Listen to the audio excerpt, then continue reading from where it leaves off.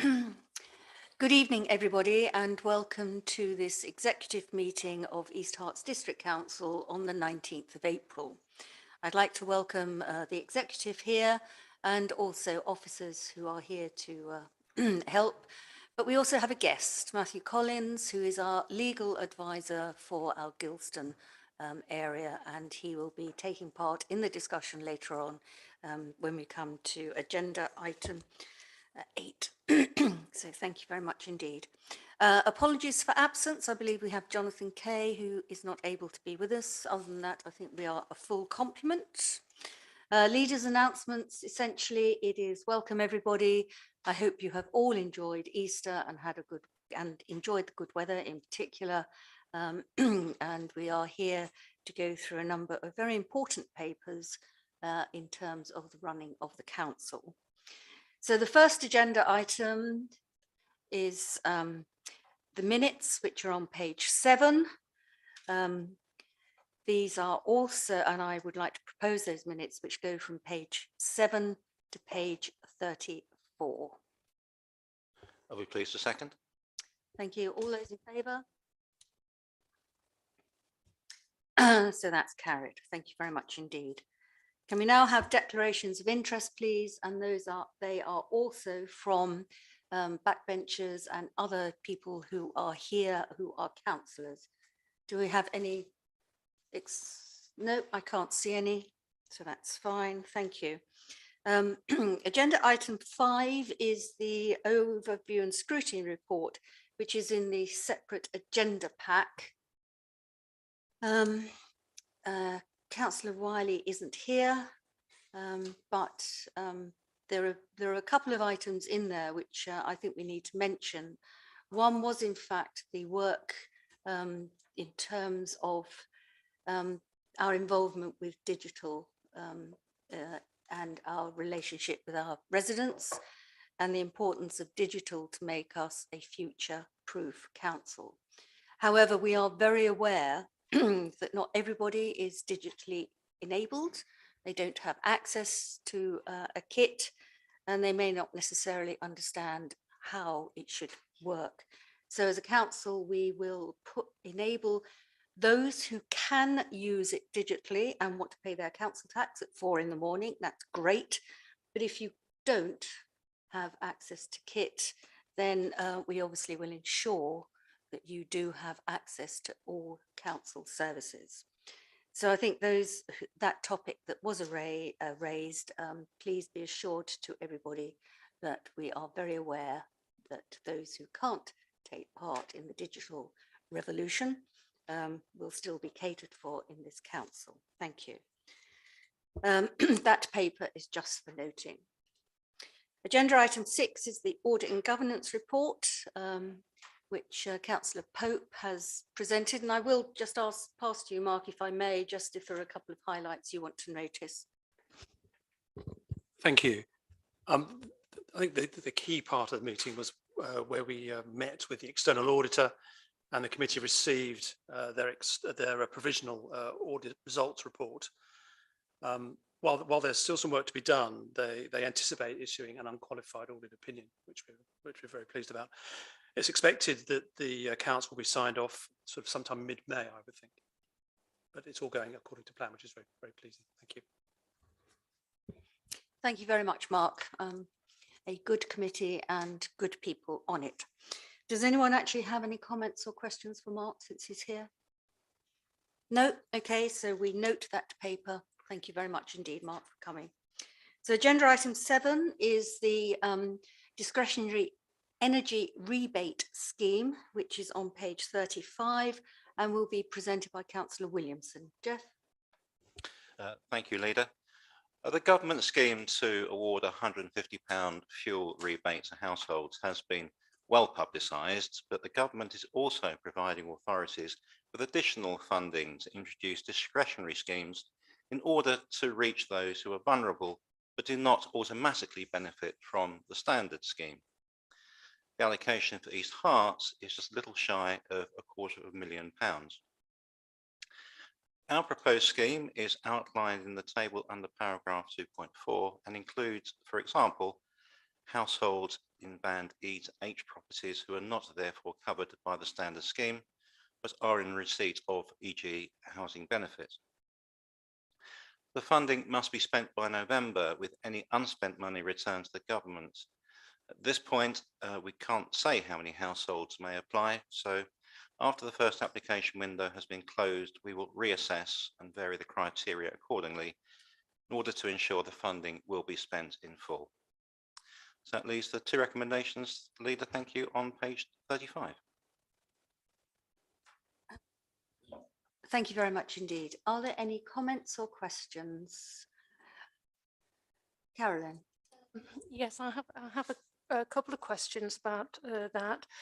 Will members be informed of the progress of how many households have been helped and how much of this fund has been spent? It's just a 6-month window, isn't it? So it would be great to know what, how many was being spent. And how will the grant be allocated? Will people have to apply for it? Or will you be asking housing associations and charities to help discover these people? Okay. I'm actually, if that's all right, I'm very happy for Sue, who's running this scheme through on an officer side, to answer those questions if you're willing to, Sue, please.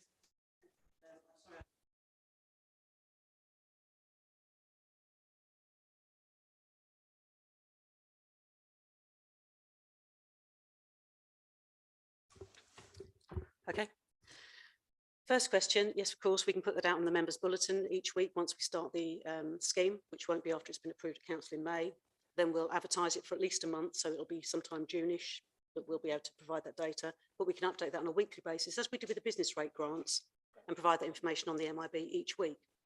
Your second question, yes, they are required to apply. That's one of the requirements of the government scheme, because we have to do prepayment and post-payment verification with the government bodies to make sure we've paid the money correctly and in accordance with the checks that they require of us.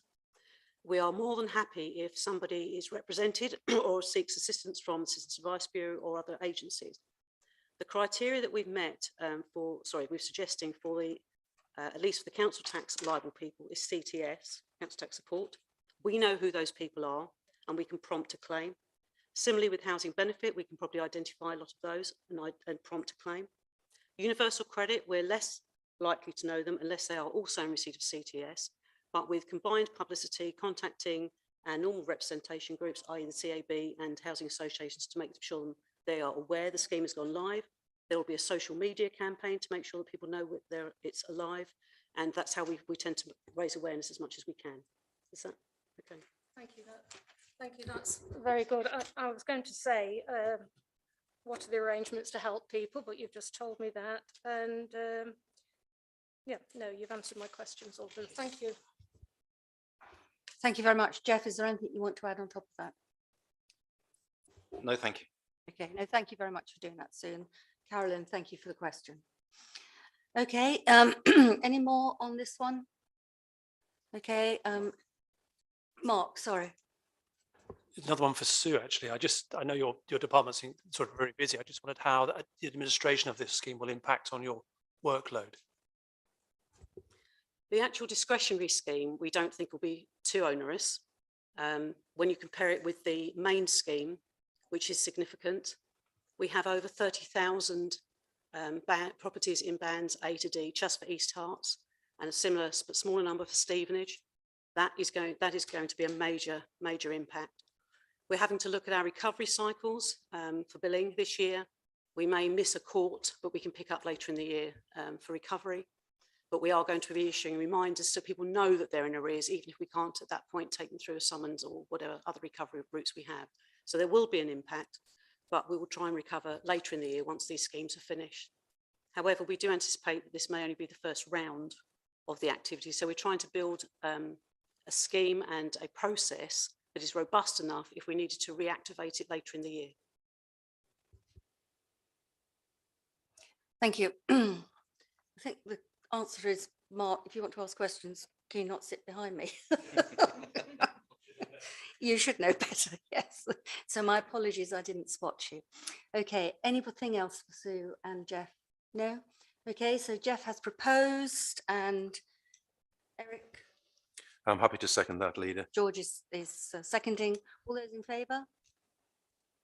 Anyone against? Anyone abstaining? Great, so that's good. And thank you very much for coming, Sue. Thank you.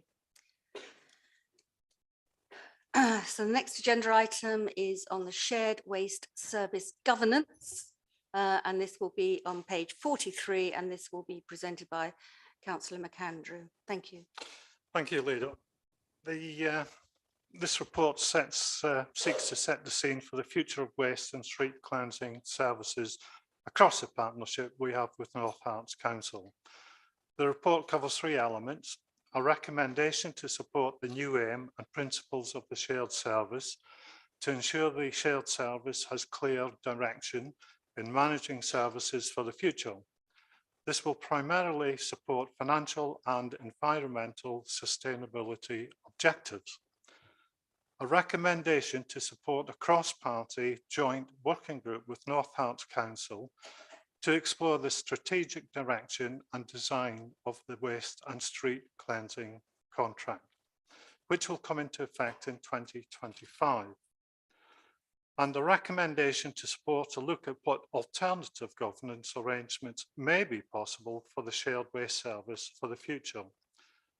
The aim being to secure aligned services which are attractive to the market when tendering, as well as the most suitable for our residents.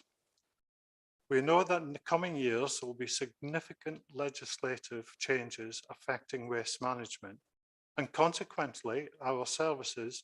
It is therefore prudent for us to ensure our contract and service is fit for purpose and sustainable for the future. The recommendations from ONS in Annex B I've covered in my opening address, and the recommendations are on pages 43 and 44, and open to any questions. Thank you very much indeed. Are there any comments or questions on this? Okay, I think it's, I just want to, I'm sorry, I was a bit slow. Beg your pardon. Have we got any idea of what the cross-party working group might look like, or is it too early to say yet? I think it's in its infancy. It's a bit too early to say. Yeah, and will there be an opportunity for councillors to scrutinise the recommendations made by that group? Yes, it will go through the full process. Both North Hearts and East Hearts will sort of be in the working party, and it will go through overview and scrutiny, executive council, etc. So it'll be a long sort of process. Thank you very much. Yeah. anybody else? No? Okay, thank you very much indeed. And a seconder for this paper? Thank you, Leader. Yes, reading through it's a very interesting process, and one hopefully that takes us towards more integration. From a Hearts Waste Partnership, I think it's also very good because there may be some things we learn on the way that we can share with some of our near neighbours. So yeah, very much in favour of this. Yeah, I share your comments and actively promote the service, shared service. Thank you. Absolutely, and I think the other thing that we should comment on at the moment is that the shared service over the last few months in particular have been through a very difficult time. A number of operatives have either left to go and work for Amazon, or they've left to go and work for Lidl, or they've had COVID. And I think we have to congratulate all those in that service for the fact that they have kept it going. Sometimes bins may have been missed, sometimes they may have been collected the next day, but in fact, it has been absolutely phenomenal. So thank you very much indeed, and I'd like you to pass on our thanks to your operatives. Graham. Yeah, can I just say that there's workshops actively taking place at this time and moment about recruitment of new staff, etc. And in the market, it's quite difficult at this time and moment across all disciplines, all sort of employment. Yeah, thank you. We are not the only one in this area, and the whole point of having a shared service is it adds a degree of resilience. So I think that's very important. So thank you very much. So it's been proposed, it's been seconded. All those in favour? Any against or abstentions? No, so that's carried. So thank you very much indeed. Please leave if you wish to, otherwise please stay.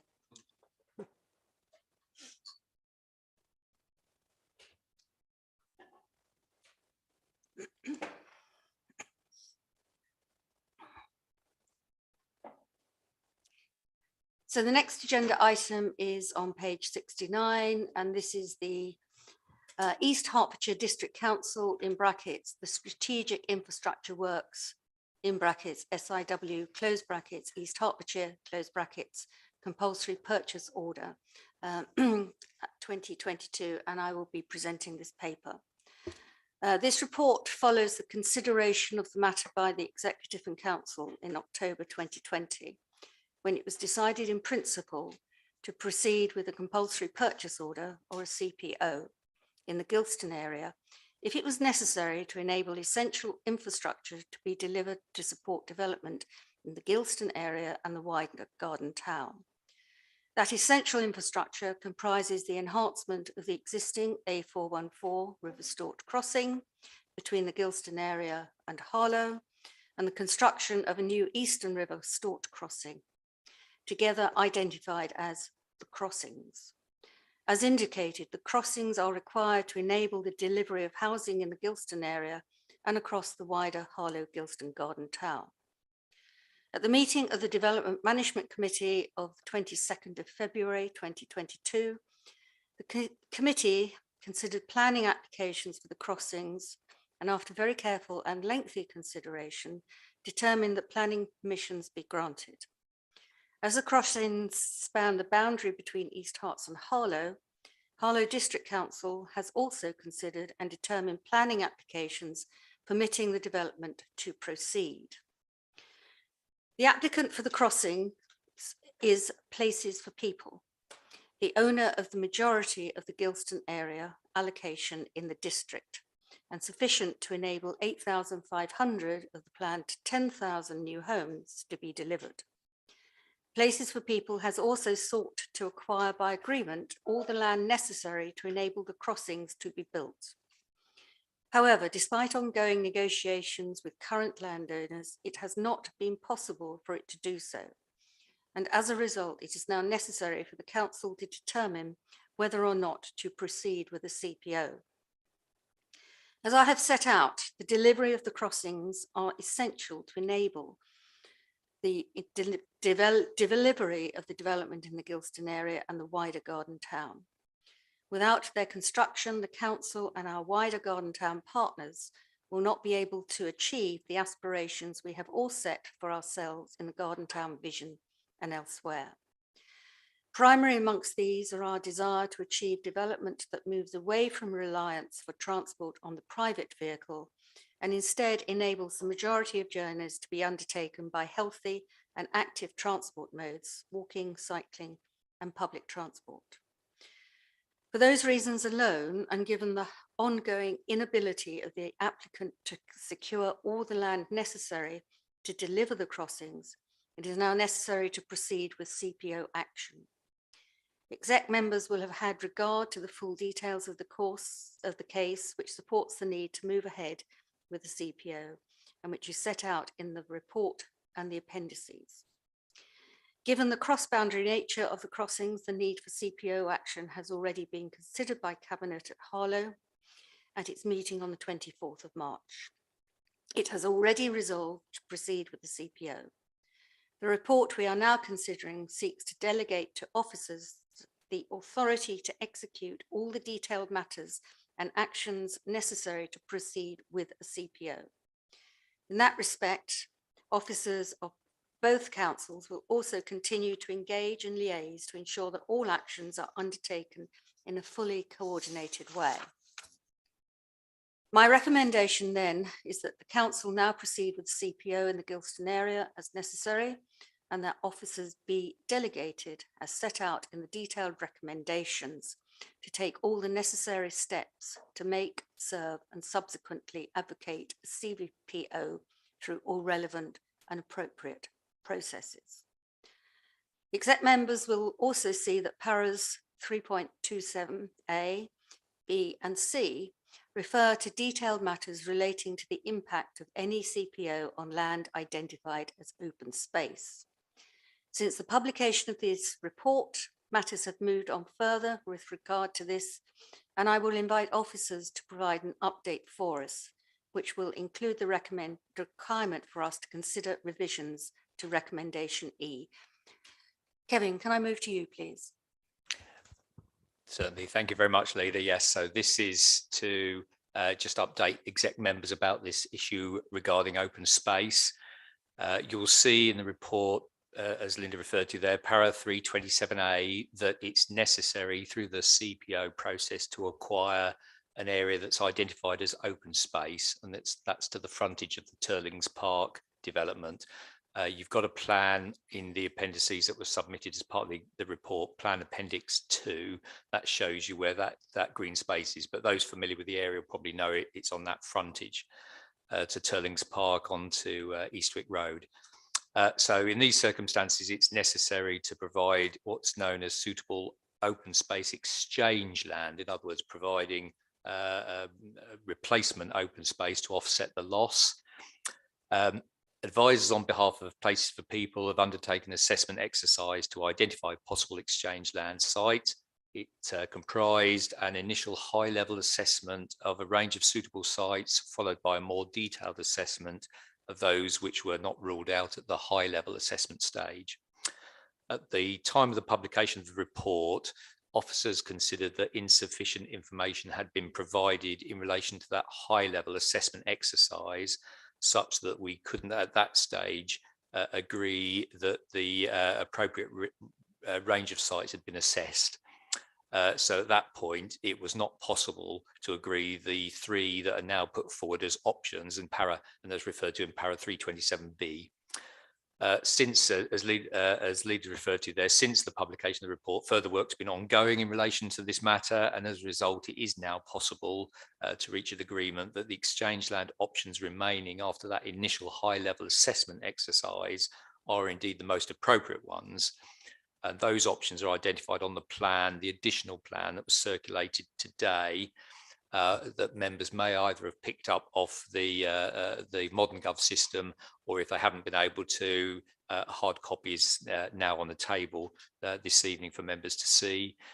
So those options are identified there, and they're options 1, 2, and 3. As a result, because we've now, if you like, finessed down the range of alternative options, it's possible to be more specific in the recommendations that you're going to consider shortly. The first of these is an amendment to recommendation E3, which seeks delegated authority to take the necessary steps in relation to the provision of exchange land.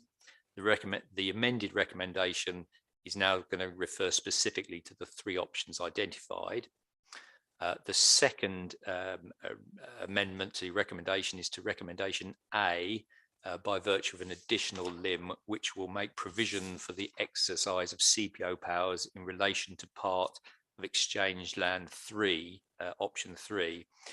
Now, the reason why it's necessary for that addition is that of those exchange land options, all of the land is in the control of PFP, so can obviously be offered up as exchange land, apart from the part that's shown on the additional plan in blue hatching. That's in control of a third party. PFP are in negotiations with that third party, and they're positive, and it is of the view that it likely will acquire by agreement. However, as we're endorsing a CPO this evening, considering endorsing a CPO this evening, obviously we want to secure the powers such that it is necessary to exercise them in relation to that area of land. They're also have been formally endorsed and agreed by yourselves. So Linda, so just to make clear, the amendments to the recommendations then are for 3E, sorry, I keep getting that one the wrong way around, for E3, E small part 3, the words would then read the acquisition of the selected exchange land site from the options identified on the open space and exchange land options plan. That's the additional plan you've got this evening. And then the recommendation will continue as in the pack, and subsequent disposal or vesting, etc. Words as in the recommendations it currently stands. So that identifies specifically it's one of those three options. And the addition to recommendation A is a new part 3 to that recommendation. And that would set out that if the exchange land identified as option 3 on the open space and exchange land options plan is selected as the preferred exchange land site, to acquire all of that land hatched blue on the additional plan for the purpose of it being given in exchange for the area of open space that is being acquired. So that is obviously setting out that you would exercise CPO powers in relation to that land if necessary. So thank you very much, Leader. I hope that's reasonably clear in relation to how we've progressed into that in relation to that open space issue. But of course, if there are any questions, more than happy to clarify further. Thank you. Okay, thank you. Matthew, is there anything else you wish to add to what Kevin has said? No, not in relation to the exchange land point. No, I think that's absolutely clear from my point of view. Okay, and can I ask, obviously these recommendations, are they different now to the ones that were passed in Harlow last week, a couple of weeks ago, or how does that now sit with common recommendations? I can come back on that one, Leader. Yes, so the this open space issue is only relevant in East Herts. So within the Harlow area, there was no land identified as open space that fell within the CPO. Therefore, no need for this additional element to the authority to be sought. So in that respect, yes, they are different, but they're different because the circumstances are different. No, thank you for that. And James, before we go into any discussion, can I just confirm with you that the 2 additions and changes that have come into the recommendations, which are on page 69 through to 72, can we take all of those recommendations plus the changes as one item for approval? Thanks, Leader. Yeah, I don't see any reason why you wouldn't be able to just take those on block. They've been explained sufficiently well to you, so you can take them on block if you wish. And none is dependent upon a previous recommendation, is it? Okay, great. Thank you very much indeed for that, and thank you for your explanation. Councillor Buckmaster. Thank you, Leader. Yeah, going through the report, very thorough approach as is needed for something, a big step like this, and to go through all the criteria. So I quite understand that. I've got 4 sort of clarification questions for my understanding, if that's all right. If I can do them one by one, if you don't mind. First one is to clarify my understanding as to why the planning authority is doing this as opposed to the highways authorities. Again, reading through the report, my understanding was that in terms of the tests required and the approach, it was more appropriate for the planning authorities rather than highways from each county council. So just wanted to get an answer on that, please. Thank you, Councillor Buckmaster. Yes, so in relation to the powers, of course, even though the infrastructure to be delivered here are new elements of transport infrastructure, highways, so one may on the face of it assume that highway powers are the most appropriate. The actual context, of course, is the delivery of the wider Gilston area and Garden Town objectives that we have as the planning authority and our partners in the Garden Town partnership have. So the objective here is to deliver infrastructure that enables the delivery of the, as I say, local plan aspirations. So as a result, it's a planning policy objective that we're seeking to secure here. So by way of a sort of putting that into context, if it wasn't for the East Herts District Plan, the Harlow Local Plan, the Emerging Epping Forest Local Plan, which allocated considerable land for development as part of the Garden Town, if it wasn't for those planning policy documents, the highways authorities would not be proposing additional transport infrastructure in this location because it obviously wouldn't be necessary. So because the objective is a planning policy objective, it's appropriate to rely on the powers under the Planning Act, the Town and Country Planning Act, and those powers, of course, are exercisable by the planning authority rather than the highway authority, which of course comes to East Herts and Harlow as the planning authorities. So that's the background to that context. We have taken obviously considerable legal advice over the period of time that we've been progressing the CPO action, and of course, legal advisors advise us that's the appropriate route. But may wish to add to, but that's my understanding of the context, but may also be able to add to that. Thank you. Yes. I'd just like to, I suppose, in the context of the powers point,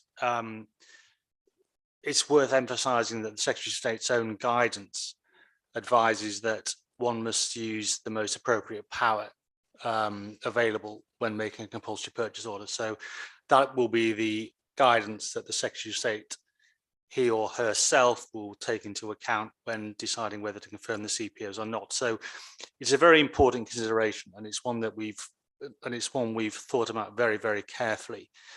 As Kevin has alluded to, this isn't a highways infrastructure project. It's a wider planning project. And in our view, and this has been endorsed by Council and also endorsed by the developer's own legal advisors, that we considered that the Planning Act powers were the most appropriate in this instance. Okay, thank you. Yeah, understood. The next is the report clearly says that at the end of the process, East Herts will be the default owner of CPO'd land. I guess there's a mutual deliverability element here. The highways elements will be needed to be done under section 278, which is the usual process.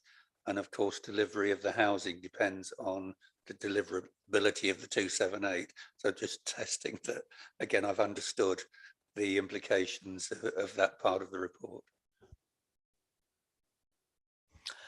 Yes, yeah, in relation to that, so there's a sort of set of issues here for East Herts as in making its decision this evening. One is that by virtue of the CPO process, if it's obviously still required, obviously the developer will continue to seek to reach agreement on ownership by achieving land by agreement. They'll continue to do that. If the CPO is exercised, the processes are followed through to completion and successfully, then of course East Herts becomes an owner of the land. It becomes vested in East Herts as we exercise the CPO. So then we clearly, as a planning authority, already have a vested objective in seeking to achieve delivery in the Gilston area allocated in our local plan. We're a partner in the Garden Town Partnership. We've got clear objectives to seek to achieve, but we have another role to play then as a landowner as well as a planning authority. And of course, with our land ownership hat on, we will operate in a way that ensures that land becomes available for the delivery of the development. And we'll continue to work with our partners, the Highway Authority, as Councillor Buckmaster is saying, the Highway Authority has a clear role in terms of ensuring that the delivery takes place to the right specification, the right standards, the right quality. That's the section 38278 agreement. And for East Herts, as a landowner, we're indemnified against any risks that arise through that process, again, through the section 38278 agreement. Those risks potentially being, of course, that development could commence and default for some reason, or not be completed to the right quality. There's a range of risks, obviously, that are inherent in any development. East Herts reduces and indemnifies itself against its risks through those development agreements. So yes, there's a mutual set, obviously, of objectives of all of the Garden Town partners to achieve delivery.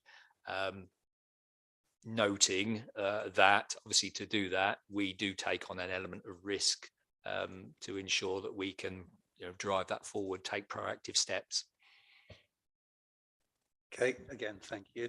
The next two bits I'll do together, they're to do with the specifically Turlings Park, as in the report.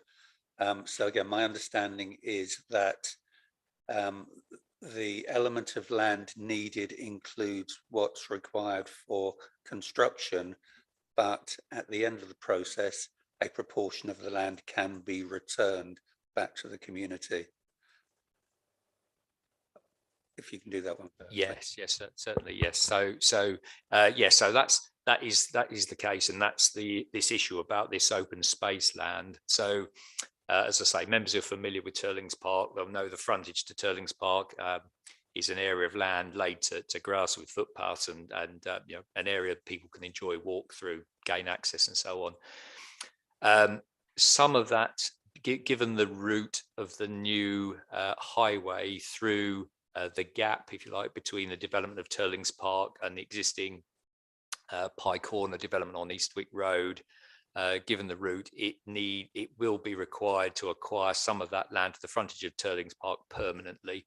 In other words, it will form part of the route of the roadway and the associated foot and cycle ways alongside it. So not be possible subsequently to return that. Other land, additional land around the side of the road, whilst it's under construction, is being acquired to enable that construction to take place. So the normal construction routes, contractors' compounds, etc. Those sort of additional elements of operational work will be taking place. Once development's completed, of course, those areas which then are superfluous can be subject to treatment that ensures that they return back to their previous state and then can be offered back to the previous owner free of charge, effectively given back to that previous owner. So that's our first step, is that we would always offer it back, and the requirements of the guidance that you heard Matthew referred to earlier, requirements that we do offer it back. So that's the option. Of course, as I say, because some is acquired permanently, we can't offer it all back. That's the requirement to provide this exchange land. So we're covering off the requirement to do that. And the other outcome, of course, is we may offer it back and the original owner may decline to take it back. And in that case, at this stage, we consider that there's a range of options available to us, the most likely of which is, of course, that across the Gilston area, there's requirement for an emerging stewardship arrangement for a whole range of spaces, open spaces, assets, and other delivered development across the Gilston area that were taken into a stewardship setup and arrangement. And we'd anticipate that would be the first port of call if the original owner didn't take up the offer of receiving the land back. So we feel one way or another there'll be an arrangement in place to ensure that it can be delivered back and made available for use again. Okay, so yeah, thank you for answering that. And the final bit, and sorry for hogging, but I'm the local member. This is with regard to the compensatory land, and there are three options. And I guess the choice of land may result in different potentials, different uses. So I think in previous discussions, there's the potential there for that to go to public engagement to see what the community might want. And I guess you mentioned stewardship. I guess stewardship of that land is something to be looked at later. But in terms of the first part of the process, I think public engagement would be a really important thing to do. Thank you, Leader. No, thank you. Absolutely. It's important that there is input from the community and also the growing community when they start moving into Gilston as to how some of this land is used. Are there any comments or questions? Fred? Comments. I must say I'm quite excited about this report, Kevin, and you probably know why. There's quite a lot in it with the Stansted Harlow Lee Valley cycle route. And you mentioned walking and cycling. And it's at the heart of the report, and it's all about cycling, walking over junctions, bridges, etc., and enabling sustainable transport. And I think in the future, when this is all finished and joining up with the route from Stansted Harlow to Lee Valley, there's going to be great opportunities for cyclists. And I think East Herts will be able to demonstrate that it's gone the extra mile for sustainable travel and active travel. Thank you. That's all I've got to say. If not the extra kilometre, yes. We are Brexit. No, absolutely. I think this is part and parcel of this very, very exciting project that we are very intimately involved with. Okay, any other comments or questions, please? No, I can't see any. And the seconder? I'm happy to propose second, leader. Okay, that's great. Thank you. All those in favour? Okay, thank you. Anyone against or abstaining? Okay, sorry, I should have said we're taking all the recommendations A through to E, including the change to E3 and the additional one into A on block. So I hope I haven't. Do you need us to vote again? Okay, just for certainty, given that caveats that I've put in, everyone in favour? Those against or abstaining? Okay, great. Thank you very much indeed. Thank you for all that work, and thank you for being with us tonight, Matthew. So, okay, great. Now we move on to page 289, which is the financial quarterly report. Councillor Williamson. Thank you, Leader.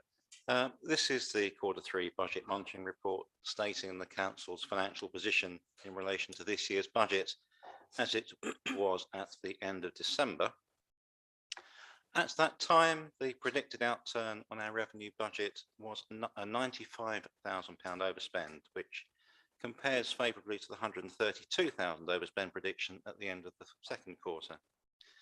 The report gives a breakdown of how the figure has been arrived at. But as you'll be aware from where we are at this stage in previous years, it's not unusual to be showing an overspend at this stage in the financial cycle. And at this level, the position wouldn't be regarded as being severe, and it will have been managed by the leadership team as we headed towards the end of the year last month. Appendix A shows the update to our capital programme. As you can see, we have a significant level of carry forward as timings on projects have been adjusted, particularly in relation to our major schemes. So we have the two recommendations covering these revenue and capital positions in my pack on page 371. I'm asking us just to note these updates. Thank you. Yes, thank you. There is a slight discrepancy in how some of these numbers are got to, in the sense that there are two agenda packs, one which includes certain part 2 information which still has to be part and parcel of the agenda and the minutes, but in fact that's why some of the numbers are not actually the same. Are there any comments or questions on this? No. So seconder, please. I'm happy to second this paper, Leader. Okay, great. And all those in favour? Thank you. Anyone against or abstaining? Great. Okay, thank you very much indeed. So thank you for this executive. We finished the executive at 1943. We're no longer webcasting. We are now on YouTube. So we need to, that's what the new system is all about. We're YouTubing and not webcasting. So thank you very much indeed, everyone. Have a good evening.